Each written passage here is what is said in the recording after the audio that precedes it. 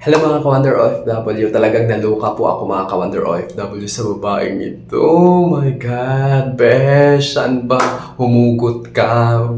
Bakit humugot ka ng sobrang-sobra? Hindi masamang magalit, oo, kung may pagkakamali po yung cashier. So, hindi masamang magalit, pero besh, huwag ka namang manglait ng sobrang-sobra. Guys, ito lang masasabi ko mga kabeshi, mga ka-Wonder OFW na bilang isang cashier, napakahirap po yan dahil minsan po nasa-short po sila, minsan nai-scam din sila yung sa mga budol-budol sokli prank na mga nangyayari sa Pinas, guys.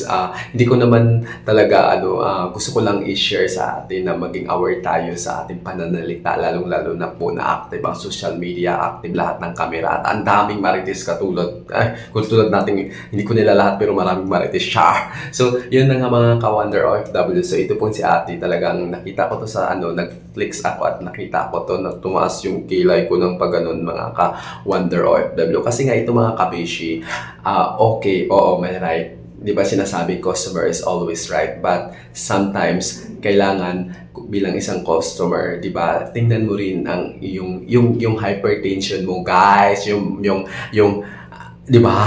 Di ba makareact ka na parang akala mo binili mo na yung tao, pretending girl, di ba? Guys, napakapangit po yung sinabi niya na talagang cashier ka lang. Lang.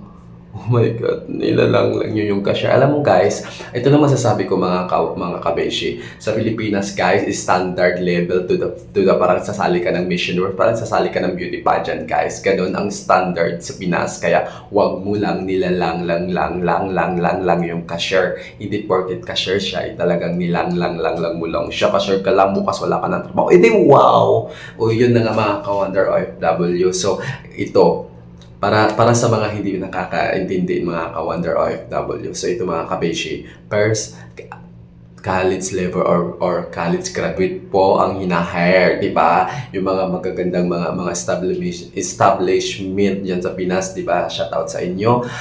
Di ba? Hina-hire nila college graduate, college level, pleasing personality para sasali ka ng top model. Guys, talagang pleasing personality ka. Talagang you look like a model, you look like, talagang aurang pang passion ka, guys. Aurang maganda ka, di ba? Di ba? Pleasing personality, college level, college graduate, talagang high to the level. Parang sasali ka parang mag-a-apply ka ng flight attendant, guys. May mga height pa nalalaman, di ba?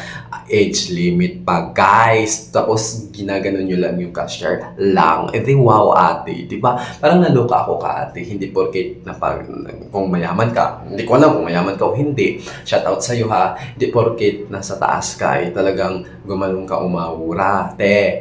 Nasa huli ang pagsisisi, di ba? Sinabi nga ni Pia Warta, click think before you click, di ba? Kasi kahit mag-sorry ka a billion times kung talagang nasabi mo na yung sinabi mong hindi na makatao, talagang wala na, bura na ang image mo, Pero para sa akin, huwag mong ilalang yung cashier dahil cashier lang siya. Ito lang yung lesson natin, guys, na hindi porket nasa taas tayo o kayo o tayong lahat, talagang ibababa natin yung mga tao sa paligid natin. Una sa lahat, cashier, ang hirap ng trabaho ng bilang isang cashier. Shout out ako sa inyo mga cashier lahat dyan. Shout out sa inyo dahil una, ang cashier, nasi-short din po sila. Minsan, abunado pa sila. Minsan, yung sahod nila talagang napupunta dahil may mga budol din na mga walang konsensya, walang puso na nang-i-scam ng sukli. Di ba? Nakikita ninyo naman sa social media kung anong nangyayari sa mga cashier. Na-i-scam sila sa mga fake money, na-scam sila sa pangbubudol ng sukli na ate, 100 yung 1,000 yung pera ko, sinuklan mo ako, ito hindi 500, 100, di ba? Parang nakakasakit, guys. Tapos ngayon, sinasabihin mo lang na talagang cashier ka lang, bukas wala ka ng trabaho. Wow! ganda mo te, ganda lang te, di ba? Huwag na huwag kayong manghusga sa mga tao na nasa paligid ninyo, whether kung ano po yung katayuan niya sa buhay. Hindi po nababase yung pagkatao ng isang tao kung anong klaseng trabaho mayroon siya. As long na marangal yun, mga ka-Wonder OFW, mga ka-lovely. Talang nagulat lang ako, mga ka-Wonder OFW, mga ka-bishobes ko dyan, shout out sa inyong lahat. Dahil nga mga ka-Wonder OFW, nilalang lang nyo yung ka-share. Talagang hindi ako makamove on dahil gusto kong mag-lance. Nilalance ko na lang ito ngayong gawa ako ng video. Kasi nga, parang to be awareness lang mga ka-Wonder OFW na please, huwag ninyong ilalang lang kung ano-anong klaseng trabaho, yung service crew, yung cashier, yung janitress, yung lady guard or guard, lahat yan marangal na trabaho. Lahat yan, hindi mo alam kung college graduate yung mga yan. Dahil nga, di ba, napakataas ng standard ng qualification sa Pinas, guys. Hindi katulad dito sa abroad na talagang, kung hardworking ka, kung nakitaan ka nila ng potential, kung nakitaan ka nila na talagang mahal mo yung trabaho mo, i-promote ka. Diyan, mag-a-apply ka pa lang kahit anong klaseng trabaho nandyan,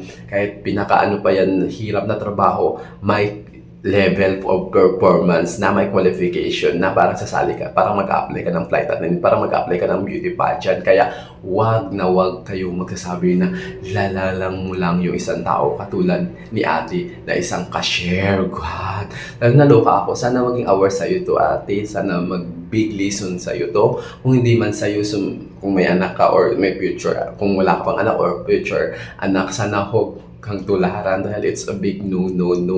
Huwag mong ilalang. Tapos bukas wala ng trabaho. Edi wow, may-ari ka te. Edi wow. So yun lang mga ka-Wonder OFW. Yun lang i-share ko na be kind to others. And of course, huwag masyadong mapagmataas. O pwedeng magalit. Of course, magalit ka kung may kamalian. Hindi ko naman kinakampihan yung ka-share. Sa akin lang balansin pag-uusapan natin mga kabishi.